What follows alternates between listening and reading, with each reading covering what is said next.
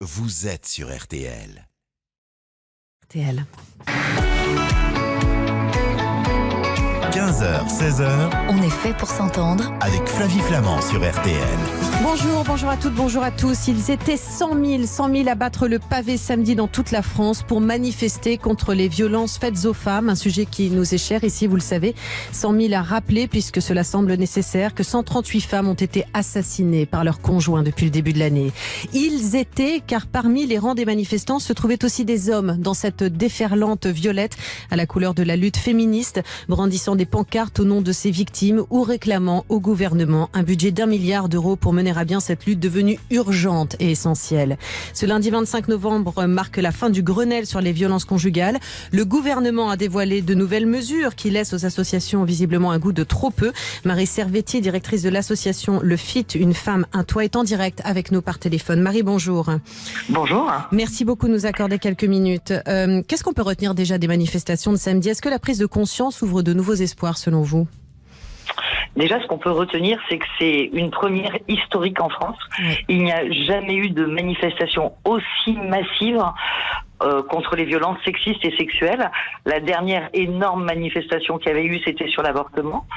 Depuis, on n'avait jamais assisté à une mobilisation aussi incroyable de la société française. Donc, ce qu'on peut retenir, c'est que le travail des activistes, notamment du collectif Nous Toutes, permet de réveiller la société, parce qu'il y a des comités locaux partout en France, que des jeunes affluent, qu'ils soient étudiants, collégiens, des jeunes salariés. Donc il y a clairement aujourd'hui, la société a envoyé un message au gouvernement qui est: notre seuil d'insupportabilité est arrivé, il va falloir agir. Il y avait beaucoup de femmes qui criaient, par exemple, Emmanuel, que fais-tu pour elle ? Ça veut donc dire que aussi, en même temps, dans cette manifestation, les manifestants et manifestantes pensent qu'il est possible d'agir politiquement. Oui, et font en sorte effectivement de pousser les politiques à agir. Alors, une réaction juste aux mesures qui ont été énoncées ce matin, s'il vous plaît, Marie, parce que certaines grandes figures, à l'instar de Caroline Dehaas ou de Laurence Rossignol, pointent du doigt que certaines de ces mesures existaient déjà. Oui, ce qui est vrai. Ouais. Qu'est-ce que l'on peut dire aujourd'hui ? Est-ce qu'effectivement les mesures énoncées ce matin peuvent laisser espérer, en tout cas, de jours meilleurs concernant la lutte contre les violences faites aux femmes ? En réalité, ce qu'a dit le Premier ministre, d'abord il a fait un discours courageux où il a dit que, en effet, il y avait des dysfonctionnements à tous les étages et que ceci était une faillite collective. Oui, c'est bien de le dire. Maintenant, il y a des mesures. Tous les gouvernements successifs font des mesures. On a bien vu, la plupart du temps, les policiers ne connaissent même pas les mesures. Emmanuel Macron lui-même a été témoin, alors qu'il avait le téléphone du 3919, il écoutait, d'un gendarme qui disait à une victime: mais non, je ne peux pas me déplacer chez vous. Vous voyez, donc, on a une carence en termes de formation, où les policiers ne savent pas tout ce qu'ils peuvent faire déjà. Donc ça c'est vraiment, ça fait partie des dysfonctionnements. Est-ce qu'avec les annonces de ce matin, ça va aller mieux ? Eh bien oui, toutes les associations sont un peu dubitatives, parce que quand Édouard Philippe dit je ne suis pas fétichiste du chiffre, nous non plus on n'est pas fétichiste du chiffre. On sait simplement que si on ne met pas de l'argent face à une disposition législative ou face à des outils pour essayer de mieux traiter les choses, il ne se passera rien. Vous voyez, ce qu'on a fait avant ne pourra pas être mieux fait en faisant la même chose. On sait, ça fait des années que les gouvernements font des lois, des décrets, des circulaires, etc. Ça ne fait pas bouger les chiffres des violences faites aux femmes. Donc, en réalité, la déception aujourd'hui, c'est que on espérait que ce Grenelle soit dans une logique de Grenelle, c'est-à-dire des mesures à très court terme, des mesures à moyen terme et des mesures à long terme. Une chose manque dans ce qui a été déclaré ce matin, c'est l'évaluation de l'impact des politiques publiques. Parce qu'à un moment donné, il va falloir qu'on les évalue, ces mesures. Est-ce qu'elles ont un impact sur la vie réelle des femmes ? Ou est-ce que non ? À ce moment-là, qu'est-ce qui ne va pas dans la mesure qu'on a prise ? Moi, je travaille beaucoup, presque exclusivement avec des jeunes femmes qui ont entre 18 et 25 ans. ce matin, dans les discours, elles sont totalement absentes du discours politique. Elles sont totalement oubliées. Et jusqu'alors, elles sont totalement oubliées. Elles sont vraiment hors radar des politiques publiques. On ne peut pas continuer à faire les mêmes choses avec les mêmes recettes en sachant qu'à la fin, les résultats sont toujours aussi mauvais. Alors, qu'est-ce que l'on peut dire rapidement à celles qui nous écoutent et qui n'ont pas encore composé le 3919, quand elles écoutent effectivement ce qu'on est en train de se dire aujourd'hui, comment les soutenir aussi pour qu'elles puissent un jour prendre la parole ? Ce qu'il faut leur dire, et ce que je vous dis, c'est que nous, on sait que vous ne mentez pas. Et nous, on sait que lorsque vous dites que vous avez été victime de violence, c'est vrai. Si vous vous sentez seul, allez voir une association dans votre quartier, à la mairie, pour vous faire accompagner au commissariat de police. C'est moins impressionnant et la police, en général, est plus attentive quand vous êtes accompagné. Ne restez pas seul. Appelez le 3919, qui est un numéro d'écoute et d'orientation. Et surtout, n'oubliez jamais que vous n'êtes pas responsable et que vous n'êtes pas coupable de ce que vous êtes en train de subir.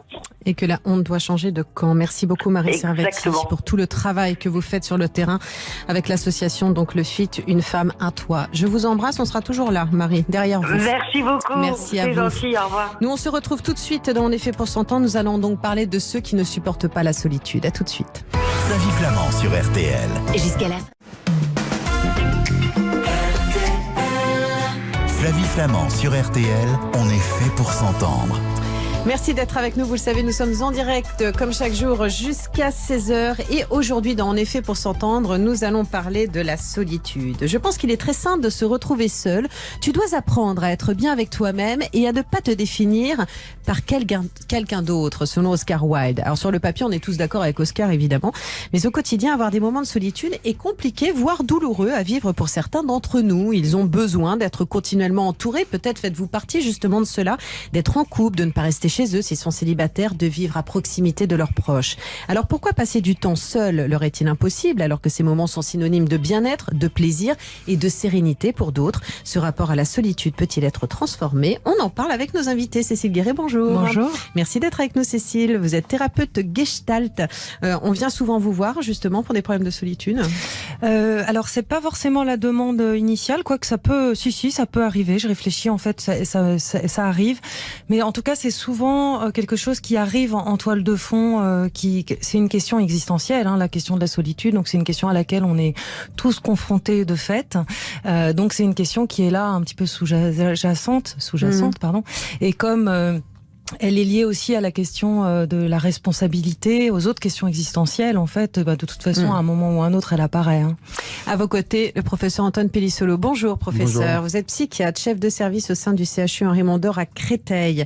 Professeur Antoine Pellissolo, pourquoi est-ce qu'on a la trouille d'être seul? Est-ce qu'on a la trouille d'être seul face à nous-mêmes? Est-ce qu'on a la trouille d'être seul face à nos angoisses, puisque c'est aussi l'une de vos spécialités? Alors sûrement, en grande partie, on a peur de ce qui pourrait arriver quand on est seul, surtout de ne pas pouvoir retrouver les personnes qu'on a quittées. Enfin, il y a vraiment à voir avec l'idée de la séparation, de séparation, voire d'abandon. Et puis face à soi-même, c'est tout ce qu'on aurait envie de se cacher à soi-même. Et donc ça, c'est une confrontation qui peut être douloureuse, effectivement. La solitude, ça va avec le silence. En fait, on a parfois besoin aussi d'avoir toujours de l'agitation, d'avoir du bruit en soi pour ne pas écouter ce que nous dit le silence, Cécile.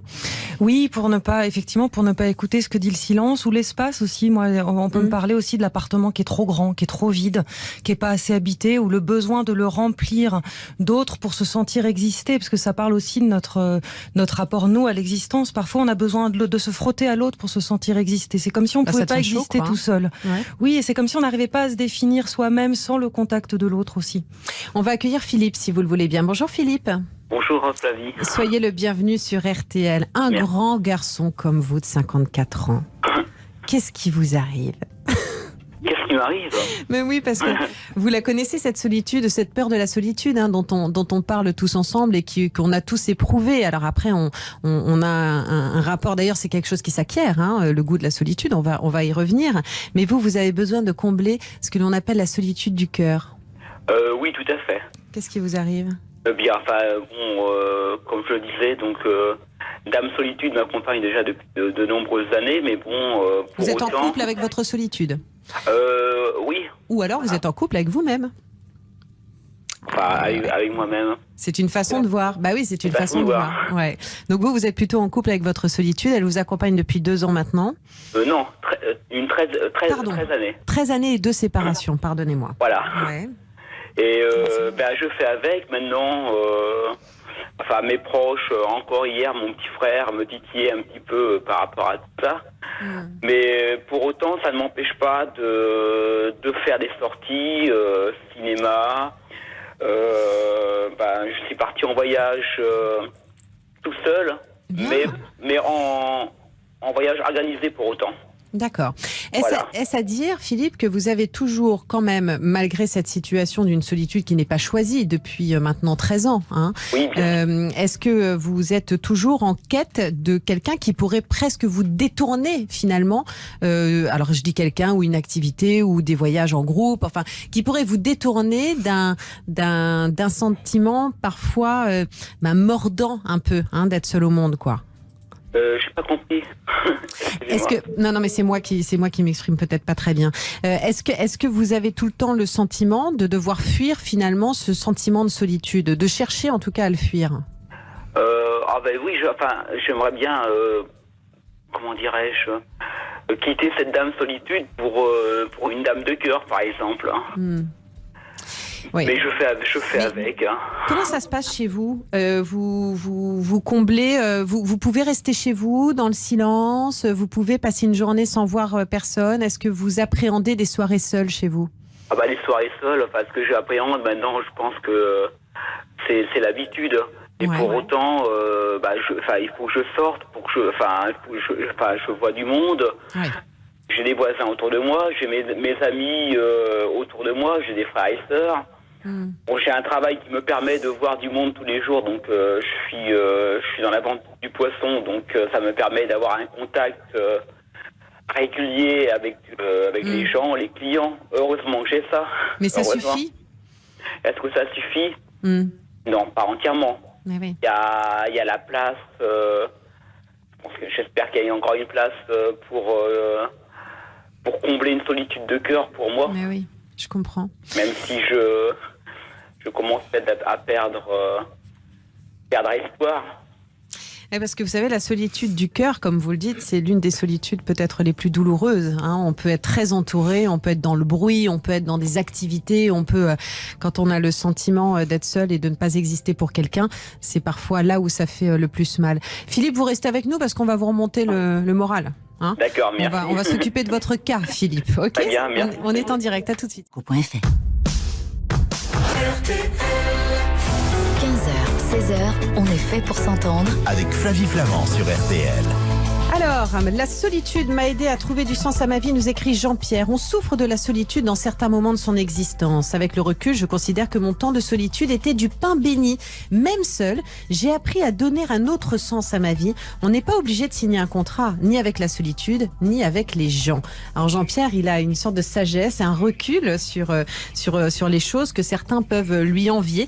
On parle de ceux qui ne savent pas rester seuls, qui souffrent de la solitude, qui ont besoin peut-être le matin en se levant de mettre la télé, d'écouter la radio à tout prix. Certains qui préfèrent être mal accompagnés plutôt que de vivre seuls. Certains qui ne supportent pas d'aller au cinéma, d'aller au restaurant seuls. Certains qui, le soir, quand ils rentrent aussi, sont pris d'une morsure, je dirais, sont mordus par un sentiment de solitude. On en parle avec Cécile Guéret et le professeur Antoine Pellis-Solo.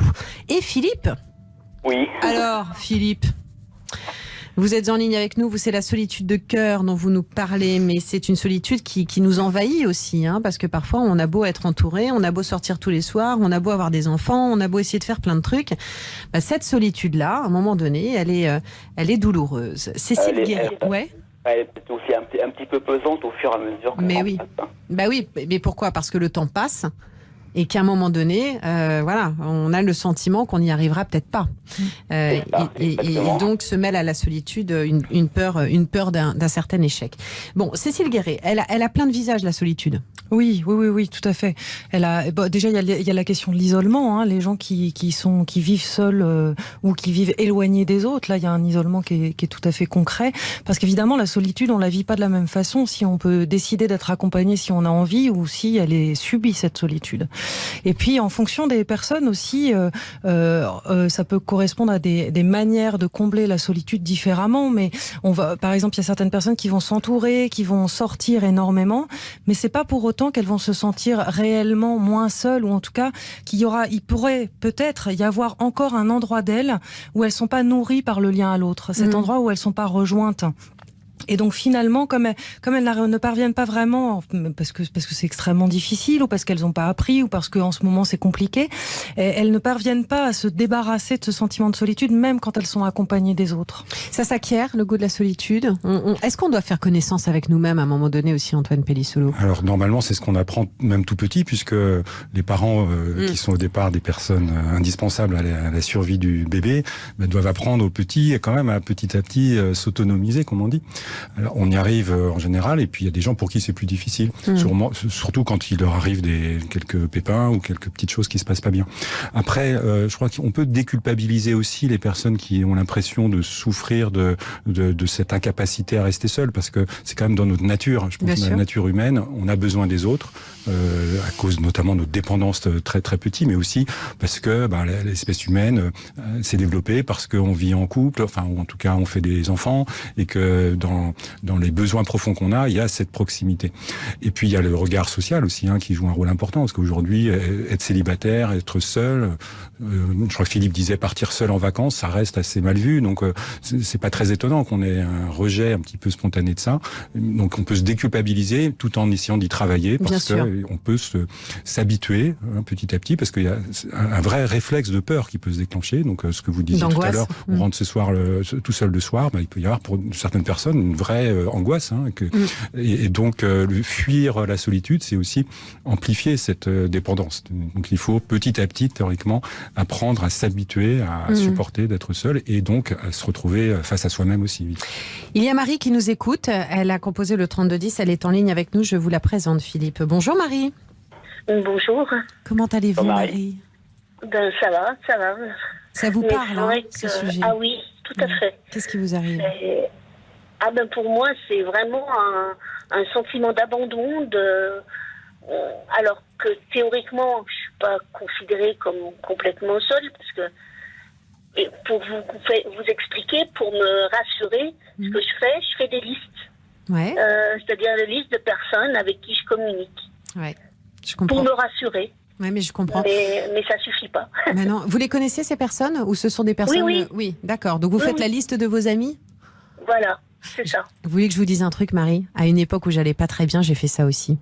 Je faisais des listes et j'avais besoin de les relire parce que je savais qu'il y avait des personnes qui m'aimaient. J'avais fait la liste des gens qui m'aimaient parce que c'était quelque chose qui me rassurait. Donc je pense que vous n'êtes pas la seule. On n'est pas les deux seuls sur Terre à faire ça, Marie. Donc...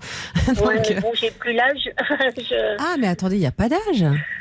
On peut se sentir c'est un manque très d'amour. Voilà, c'est l'impression de ne pas être aimée. Vous vivez seule, Marie ? Pas mérité, oui. J'ai divorcé il y a une dizaine d'années et c'est vrai que c'est assez lourd à porter. Vous avez des enfants ? J'ai des enfants et j'ai une fille aînée qui est très très indépendante et qui, elle, ne comprend absolument pas cet état de fait, quoi. Et elle comprend pas. Elle me dit, je comprends pas. Qu'est-ce qui vous manque ? C'est comme ça. Il me manque d'avoir le sentiment de compter pour quelqu'un. Ouais, je comprends. De pas se dire, voilà, je vais disparaître demain, personne ne s'en rendra compte. Je peux mourir dans un coin, je peux rester, je peux rester 8 jours, 15 jours. Oh, oui. Les gens ne se rendront même pas compte, quoi. Je comprends. Marie, on vous garde, ok ? Ah bon ? Ah bah oui, alors on vous garde avec nous. On va pas vous laisser comme ça sur le bord de la route, bien au contraire. On a envie de parler davantage avec vous. Philippe, on vous embrasse. Merci. Alors sachez que Marie, elle se sent seule parfois. Donc vous allez sur Facebook, vous vous mettez en contact l'un avec l'autre. Vous avez l'air sympas tous les deux. Philippe, on vous embrasse. Marie, je vous garde avec moi. À tout de suite. À bientôt. Merci. Flavie Flamand sur RTL. Flavie Flamand sur RTL. On est fait pour s'entendre. Marie, on va s'occuper de vous. Vous êtes là, Marie ? Oui, je suis là. Ouais. On va s'occuper de vous un petit peu. Vous savez, on comprend tout à fait ce que vous nous expliquez. Je suis persuadée qu'il y a plein d'auditeurs qui nous écoutent et qui vous comprennent quand vous nous parlez de la morsure de la solitude. Est-ce qu'il y a un moment dans la journée où c'est plus compliqué pour vous ? Oui, c'est quand je me couche. C'est le soir. C'est le soir. Et j'ai des gros coups de... les plus gros coups de cafard, c'est la nuit du samedi au dimanche. Pourquoi ?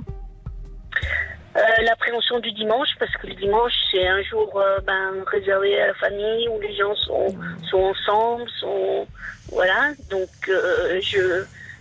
j'en souffre encore plus. Et puis, je le vis, moi, vraiment comme une punition. Alors, la punition, comme pourquoi ? si j'avais une sanction. Alors, pourquoi est-ce que vous seriez punie ? Est-ce que vous avez été très entourée, Marie, dans votre enfance ? Est-ce que vous avez été une petite fille aimée ? Ah oui, j'avais un père qui m'aimait beaucoup. Et c'est bien. Ouais. C'est bien. Il a été très aimant avec moi. Alors, à partir de quand vous êtes-vous sentie si seule ? Enfant, je l'étais un petit peu, mais c'est vraiment suite à mon divorce. Oui. Et là, comme c'est moi qui ai pris la décision en plus, donc j'ai une charmante amie qui m'a dit tu finiras toute seule. J'ai plein de choses qui ont fait, des réflexions qui. Moi, je me bats pour me dire non, il n'y a pas de raison et en plus j'aime bien participer, je suis assez active. Mais c'est toujours moi qui fais les démarches, voyez-vous. Oui, mais moi je salue votre courage parce que vous avez assumé vos choix. Vous préfériez déjà être seule, visiblement, que mal accompagnée. Donc ça, c'est déjà... Non ? Je suis pas sûre. Pourtant, c'est ce que vous avez fait. Je l'ai fait pour protéger... parce que mes enfants me l'ont demandé et que pour eux, ça semblait important. Maintenant, avec le recul... Ouais, je pense que pour moi, c'était pas la solution. Donc, ce que je comprends, c'est qu'en fait, vous étiez peut-être dans une situation d'urgence pour vos enfants. Voilà. Vous étiez dans un schéma de violence ? Oui. Ah bah oui, mais vous avez entendu ce qu'on a dit au début de l'émission. Hein. C'est vrai que ce sont des moments difficiles, mais il faut savoir quelque part protéger ses enfants, mais c'est aussi se protéger soi-même, hein, Marie. Mais bon, on sent que cette décision très courageuse que vous avez eue ne vous a pas protégé du sentiment de solitude. Comment est-ce que vous essayez de le combler, ce sentiment, Marie ? En ayant des activités. Là, en plus, je partais à la retraite, donc j'ai prolongé d'une année pour justement faire une transition. J'essaye de me mettre au sport. Puis en plus, j'ai pris beaucoup de poids, donc depuis mon divorce, que je n'arrive pas à perdre. Donc, une relation à l'image qui est assez déplorable. J'essaye de participer à travailler ma mémoire. J'aime beaucoup les jeux qui passent à la télé. Si je pouvais participer à, je sais pas, pas question pour un champion, mais à Joker par exemple, où tout le monde a son mot à dire, ou des émissions comme ça. Pour moi, c'est. En plus, ce serait valorisant parce que je me vois pas et j'ai l'impression que je peux me montrer comme je suis, quoi. Alors moi, j'ai quand même le sentiment que vous n'êtes pas, vous subissez la solitude, mais qu'en même temps vous êtes active, vous avez des projets, et puis surtout vous luttez contre l'image dégradante que pourrait vous renvoyer la solitude. Alors Antoine Pellissolo, pardon, c'est pas mon métier, c'est vous, le professeur de psychiatrie, mais on peut quand même dire que Marie, elle est dans un élan aussi. On sent que la solitude est pesante, mais on sent aussi que elle est dans un élan qui donne espoir, je trouve. Oui, et puis vraiment, on peut dire qu'il n'y a rien d'anormal à souffrir de cette situation d'isolement, de solitude qui est finalement pas vraiment choisie. Et le risque, ça serait de rentrer dans une spirale négative en disant je suis seul, c'est un peu de ma faute ou je ne sais quoi, et c'est le signe que je n'ai pas de valeur. Parce qu'en se disant ça, évidemment, on renforce le découragement, et en étant découragé, on va moins vers les autres. Donc, vous avez tout à fait raison, Flavie, on peut pas dire que le fait de se retrouver seul est un signe de quelqu'un qui serait pas bien, qui pourrait pas apporter aux autres.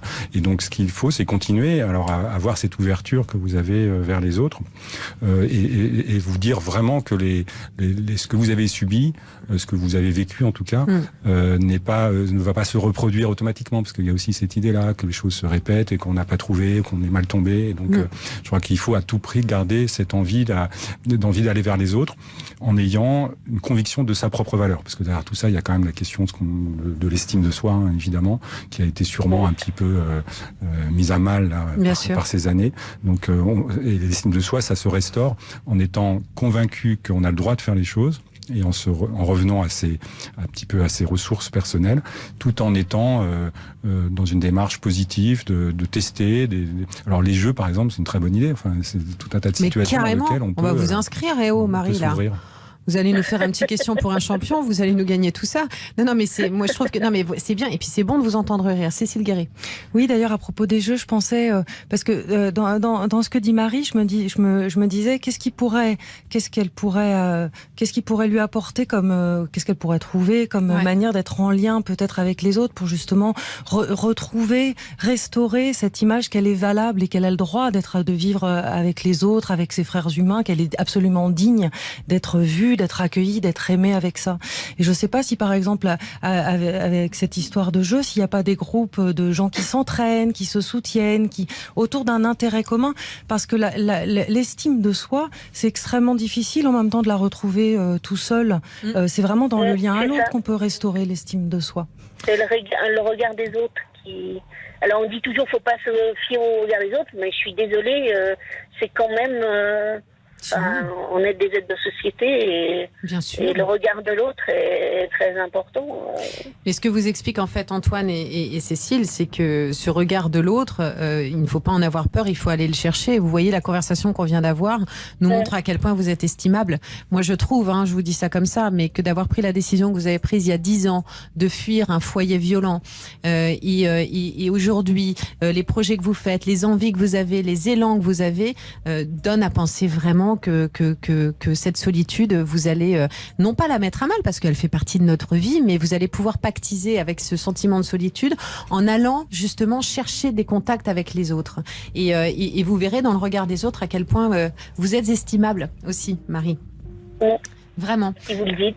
Mais ouais, et vous voyez, et un dernier truc qui paraît tout bête aussi, mais vous faites la liste des gens, qui sont vos amis, sur lesquels vous pouvez compter. Il y a un truc qui est pas idiot non plus, c'est de demander à ses amis je sais pas, de vous dire à vous ce qu'ils pensent de vous, de vous faire des compliments, de dire des choses positives que vous pourriez noter, la liste des compliments qu'on a fait sur moi, et de la relire de temps en temps, ça peut faire du bien. Cécile Guéret. Oui, ou de leur demander de l'écrire.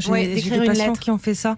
Alors quand on a la chance d'avoir des gens effectivement qui nous entourent, qui sont d'accord pour écrire cette lettre-là, souvent c'est très beau. On a souvent besoin de leur lire beaucoup pour y croire.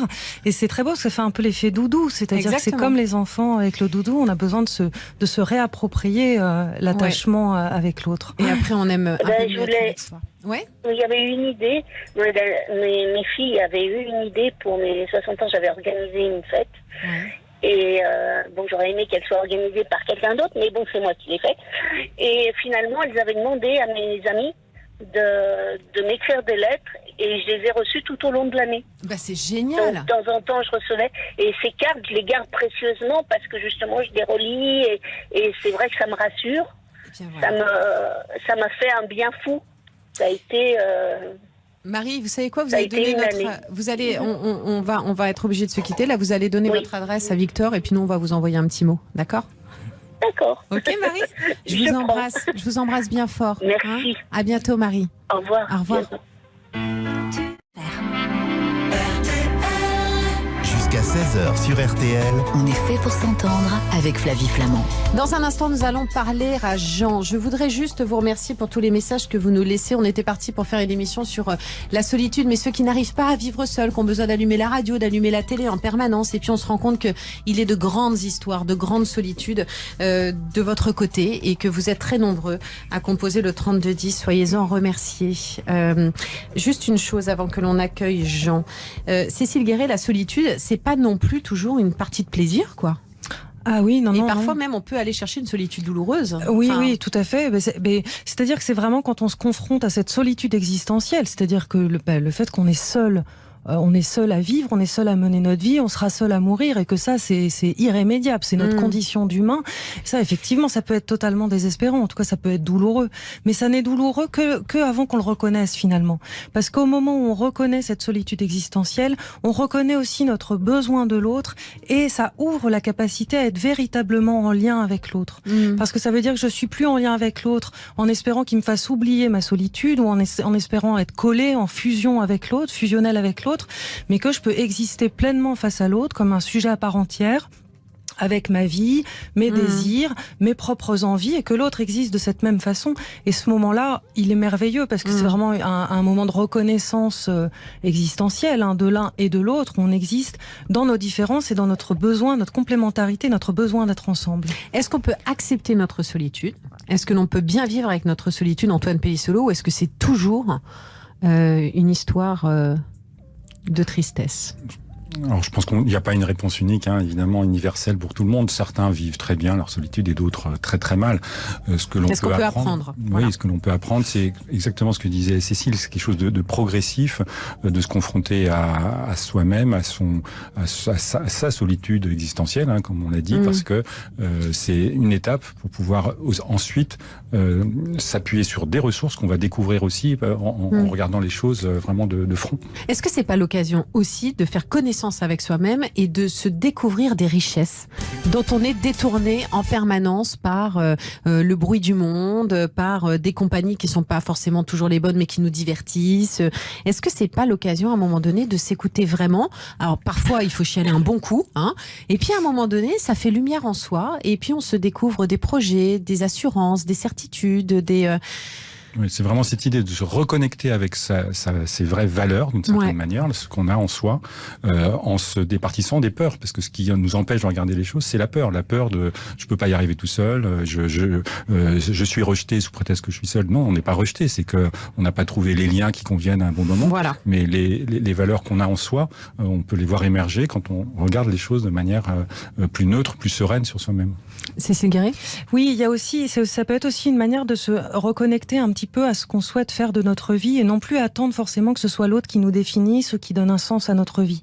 Et ça, quand on peut sentir ça en soi, quand on peut connecter cette ressource-là qui est immense, mais quelle force dans la vie, c'est magnifique. Et c'est aussi ce qui nous permet d'être pleinement avec l'autre et donc de nous nourrir du lien. Donc en fait, ça va aussi avec le lien à l'autre et c'est ça qui fait qu'on est tellement heureux ensuite de rencontrer l'autre.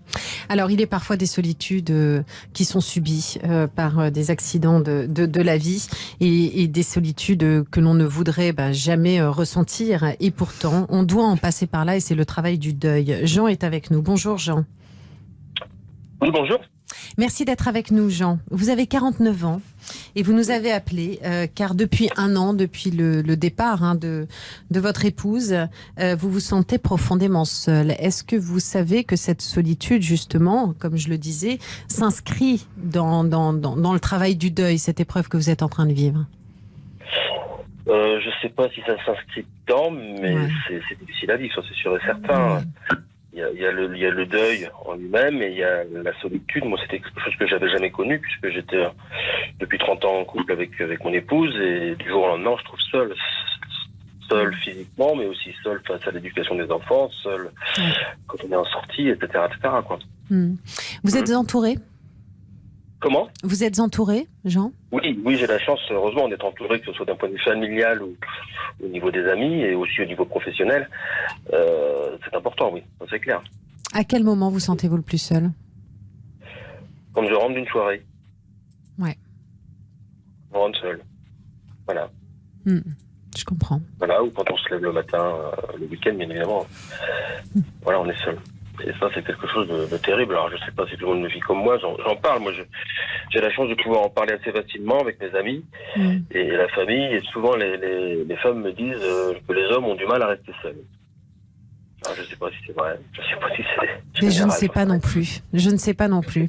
Ce que je sais, c'est qu'on a fait énormément d'émissions sur cette séparation déchirante des personnes qu'on a aimées et qui ont disparu et qu'effectivement, c'est une solitude qui s'apprend malheureusement et mêlée d'une souffrance terrible. On va se retrouver dans un instant, Jean, sur l'antenne d'RTL. Vous voulez bien ?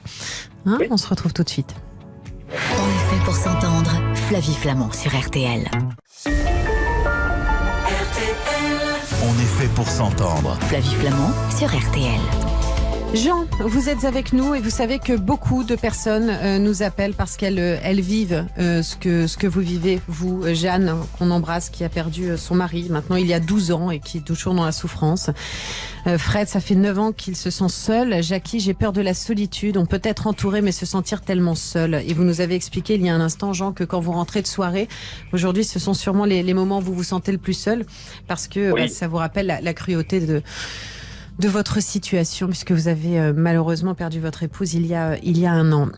J'ai demandé à Cécile Guéret et à Antoine Pellissolo de réagir à vos propos, dans lesquels, j'insiste, se retrouvent vraiment beaucoup d'auditeurs. Antoine Pellissolo. Alors, en effet, la problématique du deuil, c'est la double peine, on va dire. Ce que nous avez dit, Jean, c'est la souffrance de la perte et puis devoir théoriquement faire face seul. Alors, c'est pas complètement seul, puisque vous nous avez dit beaucoup de gens sont autour de vous et c'est comme ça que vous allez pouvoir vous ouvrir à d'autres perspectives et notamment en parlant. Et comme vous dites, c'est bien d'en avoir parlé déjà avec nous ici et puis de continuer à le faire parce que c'est la parole ensuite qui porte le lien, évidemment. Oui, tout à fait. Et puis moi, dès le départ, j'ai rencontré une psychologue, soit pour les enfants et pour moi, quoi. Oui, vous êtes accompagné. Je pense que oui, je ne serais pas arrivé tout seul. Est-ce que vous sentez que ça va mieux, progressivement, ou pas ? Oui, ça va mieux. Maintenant, il y a forcément des périodes compliquées. Dans un mois, ça va être compliqué, quoi. Ouais, Noël. Ah oui, bien sûr. Bah oui. Bien sûr. Ouais, il y a des moments qui nous rappellent cruellement nos situations. Cécile Guéret. Oui, ce qu'il y a aussi, c'est que quand les premiers temps du deuil sont passés, ce qui est extrêmement difficile, c'est qu'on a l'impression qu'on n'a plus le droit d'en parler à l'entourage. On a l'impression qu'on saoule tout le monde, en fait, d'être encore triste, d'être encore tellement dans cette difficulté-là. Et c'est pour ça que ça peut être effectivement une bonne chose de trouver du soutien, donc là, avec une psychologue ou un psychothérapeute, parce que c'est un endroit où on a le droit de parler autant qu'on veut, en fait, de la relation, de l'autre, de ce qui nous manque. Et au fur et à mesure, c'est ça qui fait qu'on va intérioriser le lien à la personne disparue. Et que finalement, on va la garder avec nous, cette personne-là, elle peut encore exister. On la garde en nous, encore très présente. C'est-à-dire que à l'absence, finalement, l'absence finit par être remplacée par une forme de présence, je dirais, on peut apprivoiser l'absence. Voilà, on peut apprivoiser cette absence en intériorisant. Mais exactement, tout à l'heure, le professeur Pellissolo parlait du petit enfant qui intériorise le lien à l'autre au fur et à mesure, donc avec les doudous ou avec le fait que la certitude qu'il va retrouver ses parents, c'est un petit peu le même processus. C'est-à-dire qu'on intériorise le lien à l'autre parce que on s'en souvient, on en a parlé. Parce que ce qu'il y a aussi dans le deuil, c'est que souvent on a peur de ne plus se souvenir de la voix de l'autre, du rire, de l'odeur. On a peur de perdre ça. Donc si on a un espace où on peut en parler, alors, je mets des précautions parce que tout le monde n'en a pas besoin. Il faut pas non plus pathologiser le deuil. Il y a des gens qui font leur chemin et pour qui ça c'est très bien comme ça. Mais ça peut être important d'avoir un endroit où on peut en parler autant qu'on veut, de manière à se construire cette représentation interne de l'autre qui nous accompagne. Jean, est-ce que justement vous avez le sentiment qu'il y a une injonction à s'en sortir vite ? Est-ce qu'on attend de vous que vous releviez rapidement ? Parce qu'il faut du temps pour ça aussi. Je sais pas, franchement, je sais pas, mais en tout cas, tout ce qui est sûr, c'est que moi, j'ai pas envie de finir ma vie seule. Ouais, mais certain. Mais Antoine Pellissolo, après, ça n'est pas. Le regard des autres, je dirais aujourd'hui, je m'en fiche. Ouais. Je m'en fiche. J'habite dans une petite commune et je resterai pas dans cette commune parce que quand les gens me croisent, je vois tout de suite qu'ils changent d'attitude. C'est comme si j'étais, ça y est, des filles, c'est des veufs, donc faut le regarder un peu tristounet. Enfin, vous voyez ce que je veux dire. Ouais, vous avez le sentiment en fait d'avoir un environnement qui vous entretient dans cette tristesse, quoi. Oui. Je comprends. Oui. En même temps, ce que j'entends, c'est que vous l'avez dit, j'ai envie de faire des rencontres, j'ai envie de vivre et je ne veux pas finir tout seul. Et vous ne finirez pas tout seul parce qu'il faut laisser. Mais non, mais parce qu'il faut laisser effectivement. Antoine Pellissolo, on terminera là-dessus, mais le temps, autant. Je pense que le temps est un allié dans ces moments-là, et ça, Jean doit le savoir. Et l'échelle de temps là est importante. Vous nous avez dit que vous aviez donc dû vivre plus de 20 ans ou 25 ans avec votre 30 ans. Donc évidemment, c'est gigantesque par rapport à un temps court là dans lequel vous êtes. Et donc il faut vous-même vous rassurer sur cet aspect-là que le temps qui passe aujourd'hui est utile pour vous, il est nécessaire. Pour ne pas du tout tourner la page, hein, c'est pas ça l'idée, puisque vous allez garder tous les bons moments de la vie que vous avez eue avec votre épouse, mais aussi de vous autoriser à en ouvrir d'autres. Vous nous tiendrez au courant, Jean, parce que maintenant qu'on est en lien, on va prendre de vos nouvelles. Et je vous remercie en tout cas d'être intervenu sur cette antenne. Je vous embrasse et puis vous embrasserez les enfants aussi. Au revoir, Jean. On est avec vous. Merci, au revoir. Cécile Guéret, merci beaucoup d'avoir accepté notre invitation et d'avoir éclairé certains sur le chemin de la solitude, justement. Votre blog s'intitule La Psy Buissonnière. Merci à vous. Et puis on se retrouve en janvier parce que vous allez sortir un livre. Merci, professeur Antoine Pellissolo. Plaisir. Vous êtes votre meilleur psy. On conseille sa lecture chez Flammarion ou aux éditions J'ai lu. Merci à vous. Nous, on se retrouve demain dès 15h, veille de la sortie du film Wonder Boy. Alors Wonder Boy, c'est un magnifique documentaire qui suit le styliste Olivier Roustin, né sous X, comme on dit, sur les traces de ses origines. Comment se construire lorsque l'on ne sait pas d'où l'on vient? Ce sera avec vous à 15h en direct sur RTL. Tout de suite, voici Laurent Ruquier et les grosses têtes. Je vous embrasse, prenez soin de vous et à demain. RTL. On est fait pour s'entendre. Aldi.